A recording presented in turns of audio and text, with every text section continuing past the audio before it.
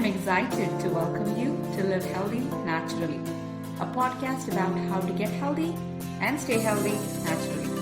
I'm Dr. Samya Sridharan. You can find us on all major podcast hosts, including Google, Apple, Spotify, and iHeartRadio. So today I want to talk about some of the things that you can do that you're anyways doing already. You're doing certain kinds of things every day. There are things that you do every day that can have a huge impact on your health in a beneficial way or a detrimental way. So that's what I want to talk about. So what do I mean by that? Let's actually start with we talk about food often as how you need to be eating in order for you to actually have health. But what about the cookware you cook in? So is that something that we need to pay attention to, or is that not something that we need to pay attention to? Yes, we do. So heavy metals is something that is predominantly present in our foods through many sources. Non-organic foods can actually be a source of it as well, depending on the fertilizer, pesticides used. Arsenic-based fertilizers can actually increase arsenic in the soil and in turn also increase it in the foods that we're eating. And there are many other things as well. The water that's for the plants and all that. But obviously these are some of the things that we have not really much control over. So you can obviously buy organic food, but you don't really know what other things are going on in that soil and all of that. But what can you control? So we can't really focus on everything and get stressed out about it and think, oh my God, I can't control this, which means that my health is going to be that way. It's going to go down south. That's not how it is. The way our health works is that we don't have to be extremely picky about every little thing, but if we do pay attention to 90 to 95% of the things that we do anyways, then our health becomes easy to attain. So that's what I'm talking about. The 90 to 95% of the things that you already do, just changing some of those things or paying attention to those things, being aware of those kinds of things, how it can actually help you. So cookware. Aluminum cookware is a big deal. Aluminum cookware can actually increase heavy metals in the body. And aluminum is a heavy metal that has a very strong affinity towards your brain. So which means that it's a very good idea for you to not really put aluminum in your body consciously, right? So switch out your cookware. Change your cookware from aluminum if you have. So what are aluminum cookwares? Aluminum cookwares are, many non-stick cookwares actually have a very strong aluminum base. That's the reason why they are lightweight. So anything that's mostly lightweight is aluminum. Sometimes stainless steel can also be lightweight if it's the basic ones, and they can be very lightweight, but they also will have aluminum core, and they have very thin layer of stainless steel, which actually makes them light. So which means that it has stainless steel coating, but it doesn't really have all the way stainless steel. Some of the cookware that are inert, or inert means that doesn't react in a bad way to your foods, are actually stainless steel. Stainless steel is inert. Ceramic is inert. They don't really react with your foods. So it doesn't have to be like even all ply. At least try ply, all clad. It doesn't have to be all clad stainless steel, because all clad stainless steel is not affordable for everyone. I understand that. So even if you can actually buy just try ply, ones that are heavy, but they actually have more of thicker stainless steel coating, and they still have a core of aluminum, but they actually have thick stainless steel. So you're not going to wear out that stainless steel enough to cause the aluminum to seep into the foods. And this is important. But when you are actually cooking from any kind of non-stick, Teflon coated, even ceramic ones that actually have an aluminum lining, the ceramic, if you scratch it off, the aluminum will start seeping into the food. Teflon is just not at all good. So if you still use any kind of non-stick with Teflon, please, for your sake and your family's sake, get rid of it. It's really not good at all. There's a lot of carcinogenic properties to it. It's been shown over and over again to not be a good cookware to use. So that's actually something that you can switch out. And even if you switch out just one thing at a time, you don't have to switch out everything. So let's say that you have like a whole cookware set and you don't want to do all of that and, cost a lot of things, then just switch out one pan at a time. Like, take one pan out, throw it out, change it for an stainless steel cookware. Or the other one is also 100% glass, which can also be used as a cookware on the stove. And there are those as well. Visions is one brand that actually makes that. You can actually put it on the stove and cook directly on glass. And that's another option. Of course, iron is another option, but please do not use iron to store food, in the sense that, let's say that you're actually making food, make it and immediately transfer it over to a glass or a ceramic container. Do not keep that food that's cooked on iron in there, because what happens is the food gets oxidized over a period of time. There has been actually evidence that shows that even iron is a problem in case of Alzheimer's. Okay, it actually oxidizes the brain cells in Alzheimer's. So people who have been diagnosed with Alzheimer's have a lot of iron in their brain. So iron is good for you, but excessive amounts of it is a problem, especially if it's oxidized. This is very important. Oxidized iron is bad. So do not actually store your food in iron cookware for long periods of time. Cook it, transfer it immediately. Okay, so all of these are really great brands, and don't go with any iron cookware, because there are some that have been contaminated with lead as well. That has been shown. So go with the ones that are good brands that have been there for a long period of time, and definitely switch out one at a time. I know that these things can get expensive, as I'm asking you to switch out so many different things, but take just one or two things at a time and just switch out one after the other. And if you have the budget for it, then go for it and just remove all of them and just change them over quickly. And this can actually make your foods become even healthier. So if you're choosing organic foods anyways, you just have to make sure that you're also cooking it in a cookware that is not going to hurt you or actually contribute to more problems, even though the food is actually organic.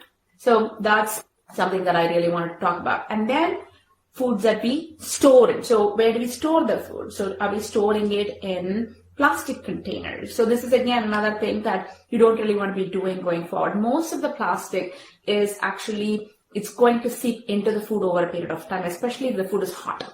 So if you actually cook the food hot and you're transferring it from the iron pan to the plastic cookware, it's actually going to make the plastic melt slightly, and then the plastic is going to seep into the food. It has been shown that many plastic materials are endocrine disruptors. So they actually disrupt, ovarian function, uterine function, even adrenal function, pancreatic function, and so on and so forth. So obviously we want all our endocrine glands to be working optimally. We have several of them, and they all have to be functioning optimally for us to enjoy a good, healthy life. So it's a very good idea for you to not store things in plastic. It's okay if you're actually putting it in the freezer for a period of time. I understand that, we have to use plastic because glass will not be conducive for freezing. But in heating, it's actually a big problem. So please do not store hot food in plastic. And the other thing is, if you actually have a business or if you're buying disposable plates and cups and things like that, do not buy those styrofoam ones. Those are horrendous for your health, especially in many places. If you go and get coffee, for example, or if you get, any kind of hot drink, you may actually notice that some places, especially if they offer coffee or tea for free in some of the restaurants or delis, they will actually have styrofoam cups. Do not use those styrofoam cups. So it's a good idea for you to maybe have a cup. If you're someone who drinks these coffee or tea on a regular basis and you do go to these places, have a mug in your car. It's as easy as that. And all you have to do is go get it, in that, so that you're not really letting that styrofoam cup, that plastic. Those chemicals are so bad for your body, and our body absorbs all of that and stores it in the tissues. And it may not happen immediately. Over a period of time, though, these things accumulate. And people wonder, why do I get sick? Why am I getting sick suddenly? Or why do I have this chronic disease? Chronic diseases do not happen overnight. They happen over a period of time. So there are many things that we are doing that is contributing to it, but we don't really pay attention to it. So we think it suddenly happened. So that's the reason why I'm talking about these things, so that you understand that these things do matter. So if you see those styrofoam cups or styrofoam plates, so if you are actually working in a place where they do have styrofoam plates and you use them for eating on a regular basis, please do not do that. Bring your own plates, or have paper plates for you in the office, paper cups, or actually just, carry mugs with you and plates with you, and spoons as well, because these are all things that can make a big impact. And it's also eco-friendly, obviously, because we are recycling, we are reusing, we are not creating more landfill, and we'll actually leave a better planet for our children and for our, future generations as well. So that's that, about storing. So what can we store it in instead then? We can actually store it in stainless steel bowls, things that has lids in it, or you can actually store it in glass or in ceramic. So those are all inert materials. They do not interact with foods, even if it's hot, which means that even if you store it hot, it's not going to be a problem. You put it in the refrigerator, it's still not going to be a problem. You can store it for long periods of time. And there is plenty of them available these days. So you can go to any place and get them. So get rid of plastics for the most part. And most of the plastics that I have are just for to actually give food to somebody. If I'm packing food or I'm actually, giving some food to somebody, then I'll actually pack it in plastic because I don't want the plastic to come back. So I just tell them, you can take it with you and go. This is yours. I don't want that back. So that's the only time I actually use it, when I don't need it to come back. Otherwise, it's usually glass or ceramic or stainless steel. And then water. So we are all drinking water anyways, and so many people always tell me that they are actually drinking clean water, they are actually drinking lots of water, and they're even drinking warm water, and they're even boiling their water. But one thing a lot of people are not doing is they're actually taking tap water or water filled out with Brita or Pure or those kinds of filters, and then they're actually boiling it, thinking that it will make their water better. The problem is not that we actually have pathogens in the water, because the water does not have pathogens. Even the tap water does not, because it has chlorine and fluoride added to it. And they pretty much test the water for pathogens so that it doesn't make us sick. But what it actually does have is it has chlorine and fluoride, which is not necessarily good for you. It causes iodine deficiency in your body. So if you're someone who has hair loss on the top part of your head, it could be iodine deficiency that's causing that. And your water needs to change. So you need something that's going to be properly filtered, so reverse osmosis water is good. And then once you get the reverse osmosis water, this is a question I get often. Well, that water is acidic, or that water doesn't have any minerals. So what do we do about that? And I always tell people that you can actually store that water in copper, water pitchers. So that what it does is it actually infuses copper ions in the water, and copper is actually very important for also iron metabolism in your body, iron regulation in your body. So copper is also very helpful in supporting your immune system and helping prevent infections. So the ionic copper can get into your water, and also the water should always be stored for a period of time before we drink. So you don't get it from the faucet and drink it directly. It's good for it to sit for a little bit before you drink it. So if you can get a copper pitcher, there are plenty of them available online that you can get. And these copper pitchers, you can actually store the water in there. And even if you heat it later on a kettle or, electric kettle or on the stovetop, it's fine. But you're not really heating the water for getting rid of pathogens. You're just warming it up to drink it warm so that your body can actually get warm water and help move the lymphatics. Switch out your cold water for warm water, especially in this weather. It's actually an easy switch. It also makes us feel warmer. And the other thing that it does is it actually allows our lymphatic system to move better when there is not enough sun heat. It's actually a good choice to make. So switch out that and switch out. And another thing that you can also do to make the water alkaline or neutral, rather, that's what we want, is to actually add lemon, fresh lemon juice or lime juice to your water, just a little bit, and then you can drink it. Do not add lemon or lime juice to your copper pitcher. That is not good. It will actually make the water become, I don't know the name for it actually. It tastes horrible and it's actually bad for you as well. So do not do it on the copper pitcher.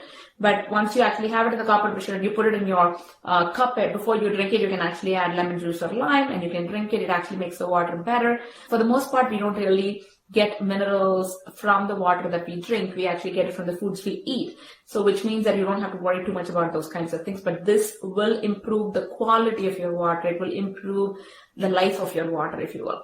But you do want to have a reverse osmosis system put in. If you don't already have one, do not actually go get plastic water bottles, because these plastics have been, plastic water bottles have been sitting for who knows how long.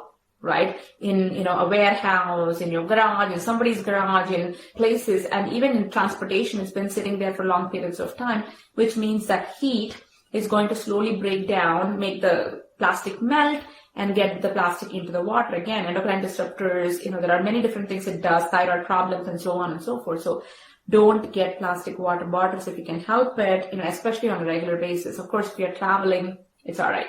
But if you can't help it, please do make sure that you're actually getting your water directly from that. So that's another easy switch that you can do. The third thing that I want to talk about is your everyday products, cleaning products, as well as products that you use for your own body. So any bath products as well as cleaning products, switch them out one by one. Most people, many people actually don't think about this again, is that they use bleaches, for example, especially now because people are worried about viruses and bacteria. So they want everything to be cleaned with bleach, clean with hand sanitizer, like clean your hands with hand sanitizer, clean all the time with hand sanitizer and all that. But these kinds of things can actually take out the friendly bacteria that are always around us as well. They are not always pathogenic. There are many of them that are friendly that also protects us from the pathogenic ones. So it actually reduces that in our environment, which means that we are making our own environment more prone to having pathogenic bacteria. So it's a good idea to not do antiviral, antibacterial ones on a regular basis in and around your house, because we are not just constantly bringing pathogens. Pathogens don't really live on surfaces as long as we are keeping them clean on a regular basis. And another thing that bleaches do is bleaches actually get into our mucosal lining. As much as we think of things as, only we need to focus on what goes in, it's also what goes on and on our skin and what we are inhaling. We need to pay attention to this as well. So if you're inhaling bleach and if you're in a room where bleach was used recently, you can actually start feeling your nasal mucosa being irritated. Okay, you can actually feel like you don't want to be there. You want to run away from that. Why is that? Your body reflexively tells you that this is not good for you. Get out of here. So that's how amazing our body is. So those chemicals are actually entering through our nasal mucosa as well. It doesn't have to be that we have to drink it. It is actually entering through our nasal mucosa as well and irritates the nasal mucosa. And in many cases, people who have a lot of allergies have more allergies when they use these kinds of products. So it's a good idea to get rid of them and replace them with natural products. Even just cleaning with vinegar and dish soap is fantastic. I mean, that's pretty much what I use for cleaning the floors, for cleaning, the countertops and all of that. So I actually have a mix of water, half in a bottle. I have, in a spray bottle, I have half of it is water, half of it is vinegar. And then I actually add just like 2 drops of dish soap in it and mix it. And this is what we use for all kinds of cleaning the, stovetop, refrigerator, microwave, even the floors. And it cleans, and we use the same thing pretty much just with a little bit more soap for the bathrooms. And this is what we use. And it's actually a fantastic cleaner. It really cleans well at the same time without putting horrible things into your body. So that's another switch that you could make. The fourth thing is bath products. So think about your bath products that you use, like the body wash you use, shampoo you use, conditioner you use. Look at all of these products and look for things that are not really, and also if you're going to get some of these things, you can always get bigger packages and not like small little packages once you like them, because it is also eco-friendly. You're not wasting so much of plastic by buying smaller packages. But look for the app called Think Dirty or ewg.org or Made Safe. So these are all places where you can find recommendations for products that are actually made safe for us. Because when we put products on our skin, what is happening is things are actually getting inside our body in 17 seconds. Our lymphatic system is absorbing everything. Our lymphatic system is the sewer system of the body. So it actually helps us remove toxins from the cellular level. And so if that is what it's doing and we are actually inundating it with more things that it really needs to eliminate, how can it actually eliminate what is inside our body already? So we don't need to be adding injury to this problem. Okay, we don't need to keep adding adding fuel to the fire, as they say. Let's actually, switch those out. So look for those products, that are safe, that are cleaner, doesn't have like a million ingredients. And that's another switch you could make for a healthier being. And I have had patients who have said with hormonal issues especially that when they actually switched out their products, they started feeling better even before they did anything else, whether they changed their diets or whether they changed their foods, none of those things. Like they didn't even go buy organic or anything, but just by changing that out, they started seeing some changes. Obviously, that's not going to give you all of the results, but it's a good idea if you want to be healthy to change those kinds of things. And the fifth thing is your dental products, oral products. This is again another important thing. You want really something that your toothpaste should not have sorbitol. This is actually a very important component that's in many, many toothpaste. Even natural toothpaste that you actually see can have sorbitol. And this sorbitol actually feeds the bacteria in your mouth, which means that you actually think you're brushing your teeth twice a day and going to bed. And then in the night, the bacteria are still eating, the tissues inside your mouth because they're actually getting fed by the sorbitol that you used in your toothpaste. So do change out your toothpaste. Use toothpaste that have erythritol or xylitol. These actually will starve the bacteria, which means that the bacteria cannot thrive in that environment. So this is another easy switch. You're already using toothpaste every day. So just make a choice that has these. If it has sorbitol, get rid of it. That's not a good one. Okay. In our office, we actually carry toothpaste as well now because of that reason, because a lot of our health starts, even our digestive health starts from our oral health. And that's the reason why. And toothbrush, use toothbrush that is going to really get into the corners of the mouth. It's not really something, I already did another one before about oral care and products. So if you're not sure what I'm talking about, you can always go and refer to that episode and it will help. So that's another thing that you can already do, which you're already doing. These are all things that you're already doing. So just switch out the product, switch out, the things that you're using. And what you will see is you're actually going to gradually make a big change in your health and in your family's health. And you may even notice that your children don't get sick as often just by doing these kinds of things. So that's all I have for today. And I will see you next time with another topic. And we're always looking for topics that you want us to talk about. Like if you have anything that you want me to talk about or answer questions about, then please do send it to us, share it with us so that we can definitely do that. I do this for you. So if you actually want something to be answered, then that's what we'll talk about. So thank you so much for joining today. I really appreciate you being here, and I will see you next time. I know you have things to do and places to be, and you chose to listen to me. Thank you so much for tuning in to today's episode. I'm Dr. Soumya Sridharan, and it is an absolute honor to be heard by you. I hope you enjoyed and learned something from this episode. Show us some love and share with your friends and family. And be sure to tune into our next episode in 2 weeks.